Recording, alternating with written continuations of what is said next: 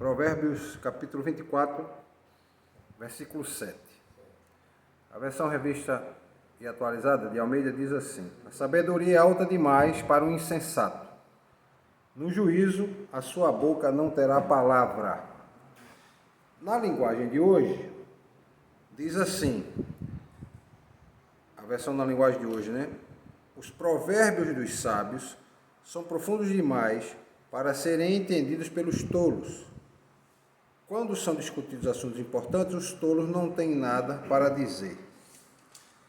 Na versão parafraseada, que é a Bíblia Viva, diz assim: a sabedoria é elevada demais para o homem sem juízo.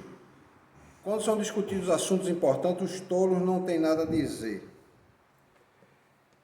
E na versão contemporânea, a sabedoria está além da capacidade dos insensatos. Eles nem sabem o que dizer numa discussão séria. Vamos agora discorrer sobre esse versículo 7. A sabedoria...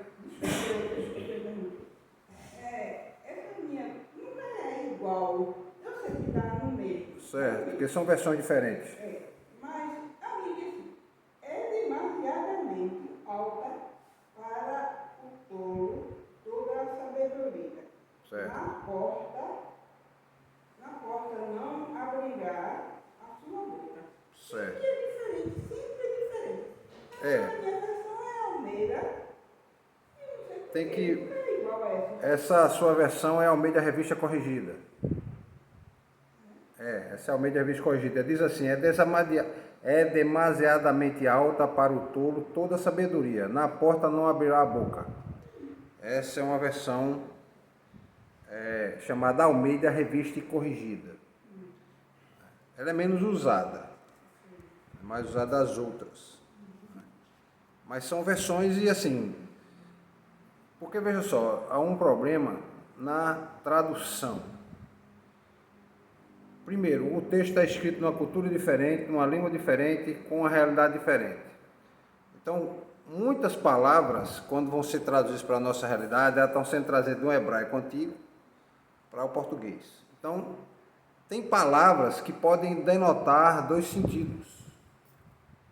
Então, na tradução... O que acontece?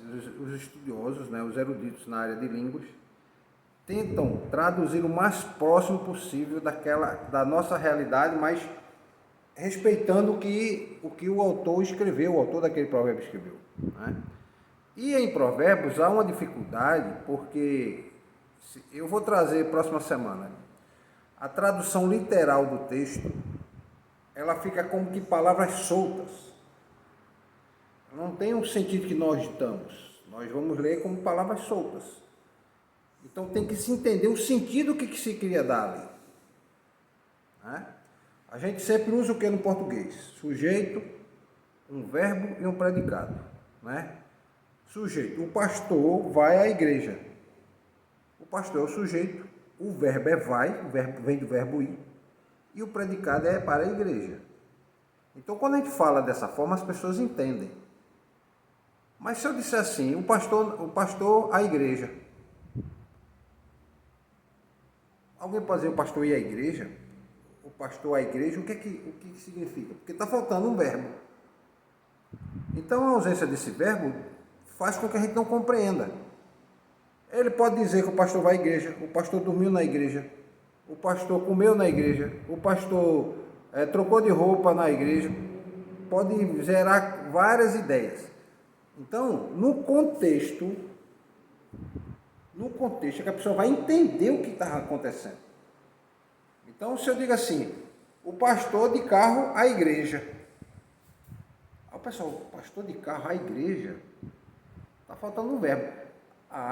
De carro eu estou subentendendo, ou tentando entender o quê? Não, o pastor provavelmente está indo de carro para a igreja. Então, no contexto é para a igreja. Vou dar outro exemplo. Se eu falar aqui a respeito de manga, eu estou falando a palavra manga, o que é que os irmãos estão pensando? Que manga que estão pensando? Pode ser manga de camisa. Pode ser manga de camisa e pode ser a fruta. A mesma palavra que denota duas coisas diferentes. Manga e manga camisa. Agora, eu vou entender que é manga de camisa se eu disser assim, eu levei a manga para a costureira consertar. Aí a pessoa vai, peraí, a manga para a costureira consertar, então provavelmente é a manga da camisa. Aí ele vai subentender que é a manga de camisa. Ele não vai dizer que é a manga fruta, que ela não vai levar a manga fruta para consertar. Né? Ou se eu disser assim, eu comi a manga, alguém vai achar que comeu a manga da camisa? Pode até acontecer que alguém resolva querer comer a manga da camisa, mas o comum é que ninguém coma a manga da camisa, vai comer a fruta. Então, esse contexto da língua leva a gente a ter várias traduções para tentar entender. Por isso que várias versões ajudam quando você lê elas, você ter uma ideia do que está associado. Primeira coisa que está associada aqui nesse texto, e aí eu vou começar a explicar o texto, embora eu já estou explicando antes, né, essa questão da tradução. A sabedoria é alta demais, isso aí todos os textos têm iguais. Aliás, tem essa ideia, né, que a sabedoria é alta demais para o insensato. A segunda parte é que está ali na dúvida. Uma diz, na porta não abrirá a boca, e no juízo a sua boca não terá palavra. A versão da irmã diz assim. Então, outra versão, por exemplo, a tradução brasileira diz assim, a sabedoria é alta demais para o insensato. Ele não abre a boca na porta. Certo? Na porta. Que porta é essa? E que boca é essa? Né? E que lugar é esse? Então vamos lá. Primeira parte do versículo diz o seguinte, que a sabedoria está além do alcance dos insensatos. Então essa palavra aqui, elevada ou alta demais, não se refere à altura física não. A sabedoria não está em cima de uma montanha, não está no segundo andar de um prédio ou no 10º andar de um prédio. Está dizendo que a sabedoria em si só, ela já tem uma dificuldade para que você a compreenda. Então, o que acontece? Quando ele diz aqui o tolo ou insensato, né, a sabedoria é demasiado alta para ele, é porque é um indivíduo que não busca se instruir. Ele não busca se instruir, ele não busca aprender, ele não busca o conhecimento, ele não aceita a correção. A pessoa sábia, ela aceita a correção. Alguém vê uma falha sua e lhe diz, olha, você, cuidado, porque você está fazendo que não está bom isso aqui.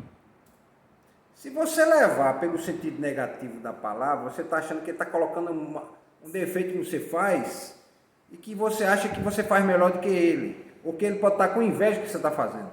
E às vezes não é isso. No contexto a pessoa consegue identificar quando alguém está falando porque tem inveja do que você fez e está querendo colocar defeito porque quer colocar, ou alguém que está querendo corrigir. E aí você tem que fazer o quê? Escutar e refletir sobre aquilo. Eu tenho que melhorar nesse ponto.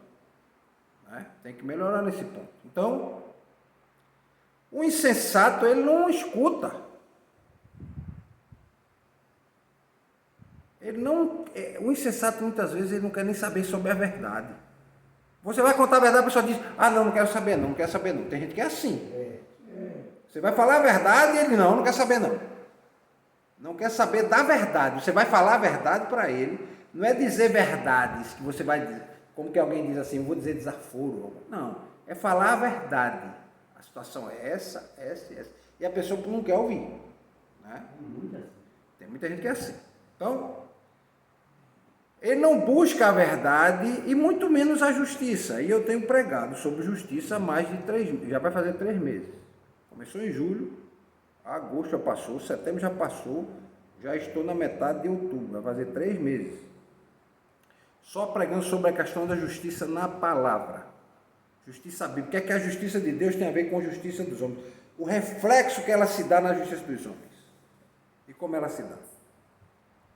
Então, ele não quer saber da verdade, quer saber da justiça, prefere viver aonde? Na ignorância. Tem gente que prefere viver na ignorância. Irmãos, pessoas que se acordam num domingo e saem de suas casas e vêm para uma escola bíblica dominical, elas não querem viver na ignorância. Elas não querem viver na ignorância. Elas não querem. Elas querem aprender. aprender. Quer aprender. Então, o insensato ele não quer aprender. O tolo não quer aprender. Então a sabedoria é demasiadamente alta para ele. Quando eu comecei a estudar o livro de Provérbios, quando eu era novo convertido, eu não entendia absolutamente nada. E não estou dizendo que eu entendo tudo hoje, mas eu já tenho uma compreensão melhor ao ler o texto e entender o que o autor quer falar. Por quê? Porque eu busquei estudar para entender. E fora a experiência da vida, é aquilo que o próprio sábio de Provérbios diz, que a gente tem que observar o seguinte: a sabedoria é saber distinguir o certo do errado. Isso é ser sábio. Você olhar, isso aqui é certo e errado. Distinguir o joia. Que lição eu tenho que aprender aqui? Eu aprendo tal lição. Então, isso aí é o quê? É o conhecimento que eu adquiro. Então, a inteligência vai fazer o quê? É usar esse conhecimento na hora certa, da maneira correta. E muitas vezes as pessoas não têm essa capacidade. E quanto mais, e outra coisa eu vou dizer para os irmãos, quanto mais conhecimento você adquire, mais você consegue perceber as coisas, e você fica surpreso quando vê pessoas não perceberem. Estão do seu lado e você vê ela não perceber o que você está percebendo. E você vai explicar para a pessoa e a pessoa ela não quer ouvir a verdade. Tem mais essa. Ela não quer ouvir a verdade. Não tem humildade para ouvir a verdade. Ela pode até transparecer humildade, mas na atitude dela, ela mostra que ela é soberba. Ela pode demonstrar ser humilde para todo mundo, é uma pessoa humilde, mas no relacionamento é que você vai ver se a pessoa é humilde. A pessoa demonstra soberba. Tem uns não, tem pessoas não, que ela já demonstra soberba naturalmente. Já são ensoberbecidas. Né? E a outra coisa que o conhecimento traz é uma certa infelicidade. O que é infelicidade? É quando você começa a tomar consciência de certas coisas e você começa a ver que você está sozinho. Você está sozinho, as pessoas não acompanham você. Você está sozinho. Isso chama-se ter uma consciência infeliz. Ter uma consciência infeliz de que você percebe as coisas e as pessoas não percebem. Não é? E não conseguem ver o que você está vendo. Então, a sabedoria em Provérbios está a ideia de viver, e a gente já falou muito isso, os princípios de sabedoria de acordo com os princípios de Deus. Porque, meus irmãos, não se enganem, há uma falsa sabedoria no mundo. Há uma falsa sabedoria sendo ensinada por aí. E as pessoas entendem como algo sábio, como sabedoria, e não é. Ela é muito bonita, argumentativamente ela é muito bem formulada de maneira argumentativa, mas não é uma sabedoria que está relacionada com o princípio de Deus. Quando você bota ela de frente com os princípios de Deus, você vê que ela não se sustenta. Não é? Nós temos um grande exemplo na Bíblia, que foi a serpente no Éden. A serpente, ela obrigou a Eva a comer da fruta? Não obrigou. Disse, pegou a fruta e deu a ela, tome, coma? Não usou de violência.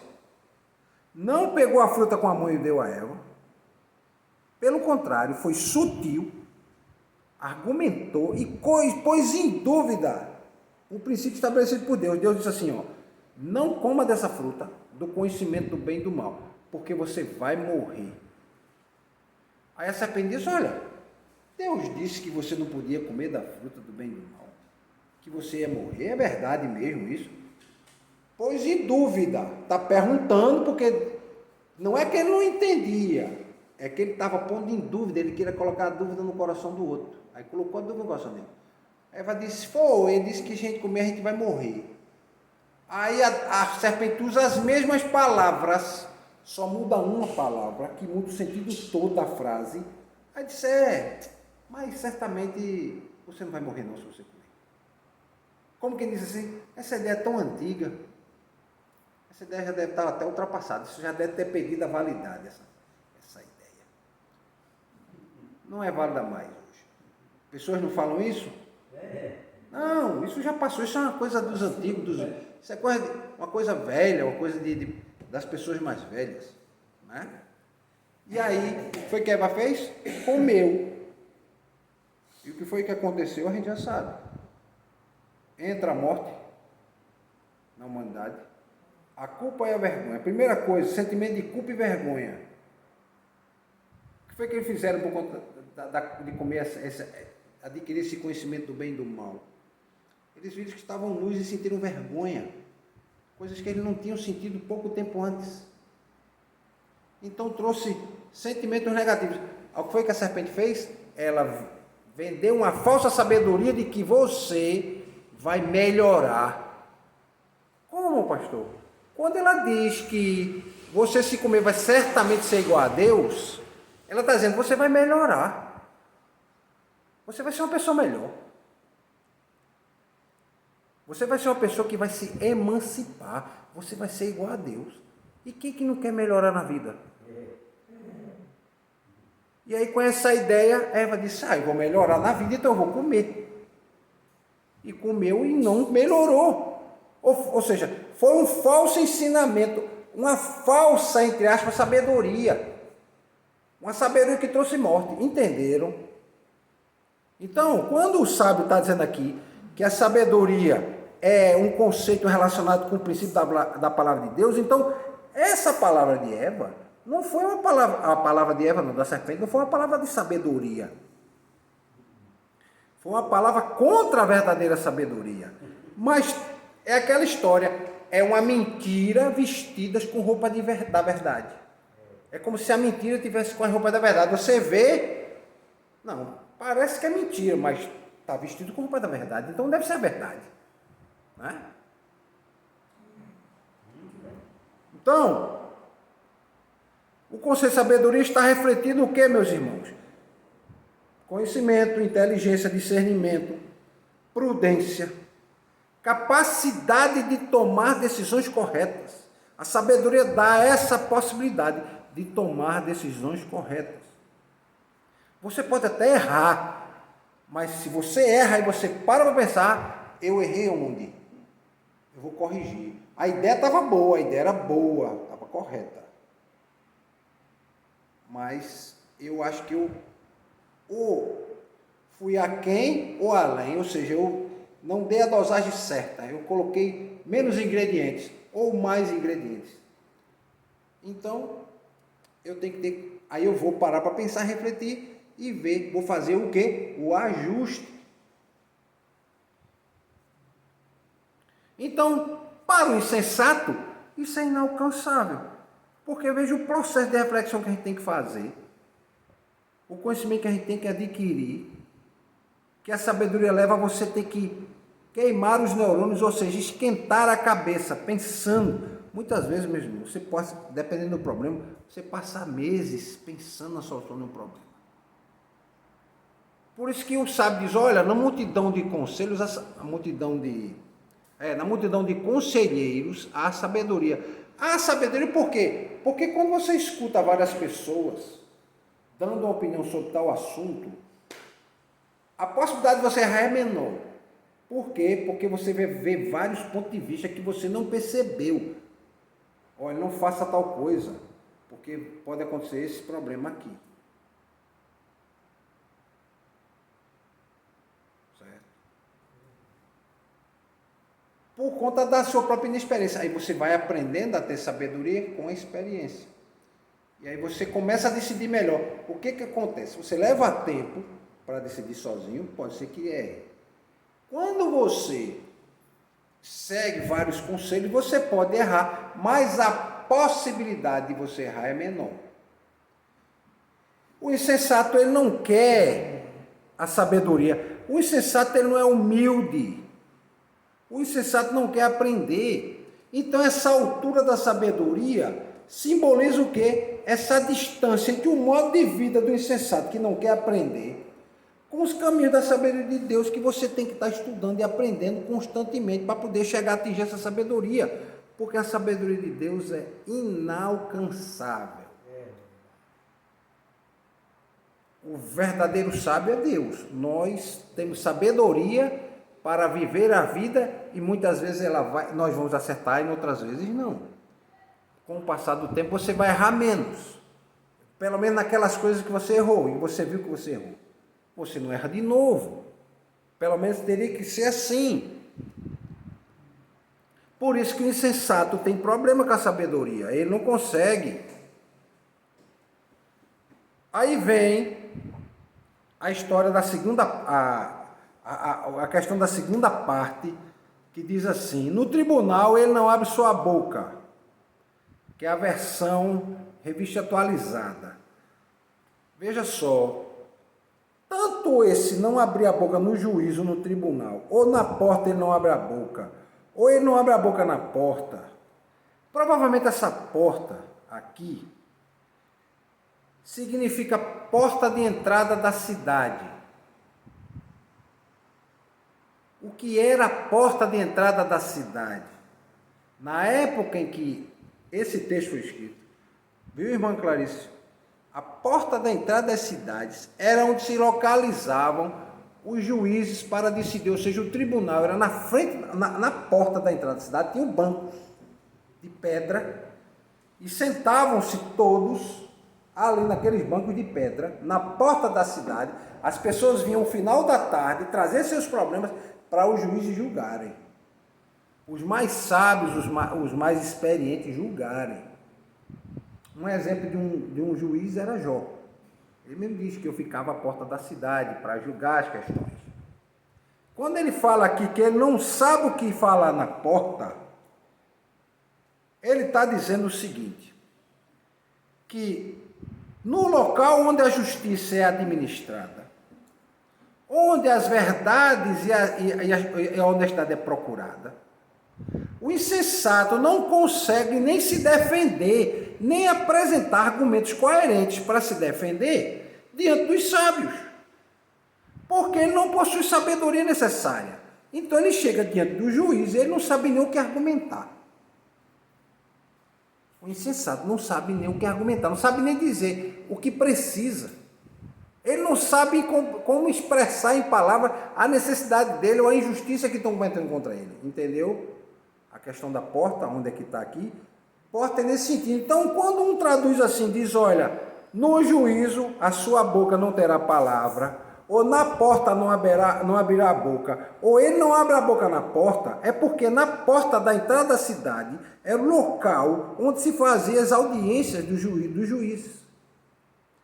Ficavam. Então, entendeu a tradução agora, quando fala em porta? É porque é porta da cidade. Então, provavelmente as pessoas dizem, olha, o local de fazer justiça é na porta. E as pessoas da época entendiam o que era. Era a porta da cidade. Hoje eu não digo assim, é na porta que as pessoas vão buscar a justiça. Não, eu digo é na vara, é no tribunal que as pessoas vão buscar a justiça. No fórum vão buscar a justiça, entendeu o termo? Então, é como se, por exemplo, se fosse dito hoje, poderia dizer assim, a sabedoria é alta demais para o sensato. Ele não abre a boca no fórum. É demasiadamente alta para o tolo toda a sabedoria. Na vara ou no tribunal, não abrirá a boca. Entendeu o que quer dizer o texto? É nesse sentido. Então o insensato não consegue nem se defender. Ele é tão ignorante que ele fica em silêncio nos momentos de maior necessidade. E a gente tem muita gente assim. E olha, não é só porque tem pouca instrução não, e conhecimento não. Tem muita gente que é semi-analfabeta e sabe se articular bem, se argumentar bem, entendeu? Mesmo na dificuldade dela de não ter o conhecimento da língua culta. O pior é como a gente está vendo hoje, meus irmãos. Eu vou dar só um exemplo. Os irmãos, olha, eu já fui professor universitário e ainda continuo dando aula. Também fiz curso. Não é? E a qualidade de alunos que estão saindo de dentro da universidade é sofrível. Os alunos, eles não sabem argumentar. Você fica dentro de sala de aula, você vê, o pessoal não tem capacidade argumentativa. Não sabe argumentar, não sabe como perguntar, não sabe responder. Eu nunca mais me esqueci de um caso de um aluno do último ano de administração, último ano do curso de administração, pagando uma faculdade particular, e eu fui perguntar a ele, eu dava aula de economia, e eu fui perguntar a eles o que era PIB. PIB é Produto Interno Bruto. Produto Interno Bruto é um conceito do agregado de todos os bens e serviços produzidos na economia durante um ano. Pronto, está respondido. Produto Interno Bruto é tudo que é produzido na economia durante um ano. Todos os bens e serviços produzidos que geram riqueza durante um ano. Eu perguntei aí o que é que ele escreveu, ele disse que PIB era banana, era maçã, disse que era o carro, disse que era uma casa. Ele saiu escrevendo as palavras soltas. Não tinha verbo, não tinha sujeito, tinha nada, só palavras soltas. E eu não perguntei o resultado do PIB, né, o que era o resultado de produzir é produzir bens. Eu não perguntei quais eram os bens, eu perguntei o conceito. Ele não conseguia interpretar o que era o conceito, e ele não conseguia nem responder, mesmo que ele tivesse dito, olha, é a produção de bananas, de maçãs, de café, de carro, de pedra, de tijolo, de areia, certo? Mas nem isso ele conseguiu responder.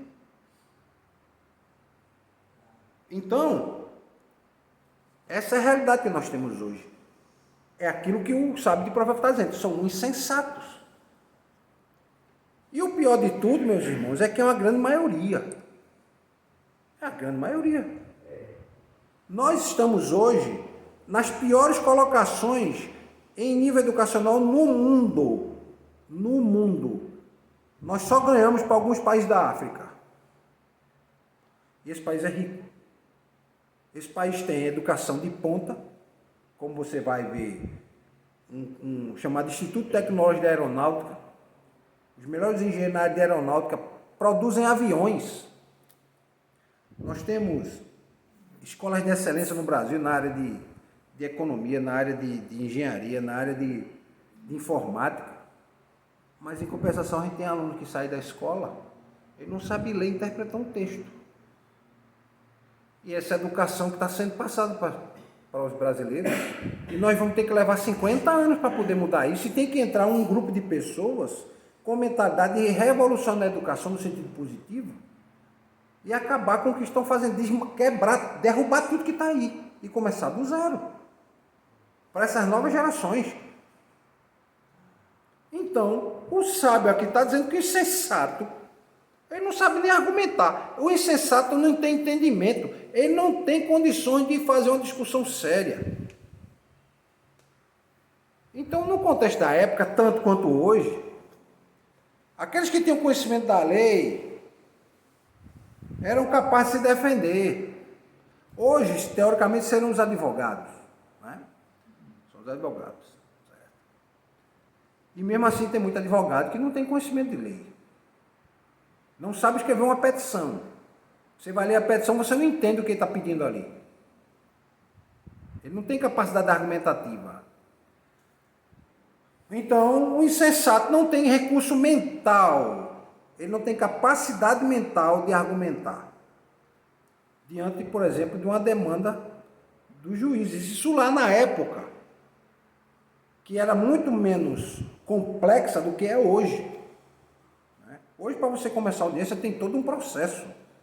Tem todo um procedimento para começar, para seguir. O que é que você tem, a hora que você tem que falar, o que você pode falar, o que você não pode, o que você pode pedir, o que você não pode, o momento de pedir. Se passar aquele momento, não pode pedir mais, e assim vai. Certo? Então, o insensato não tem recursos para lidar com essas situações.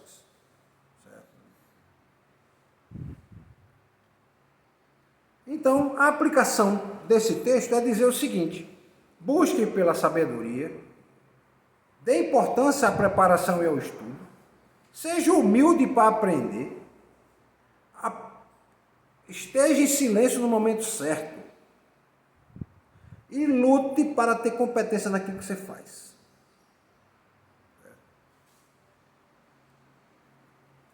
Então, esse provérbio 24:7 é uma advertência clara para quem? Para aquelas pessoas que desprezam a sabedoria e a instrução. para as pessoas que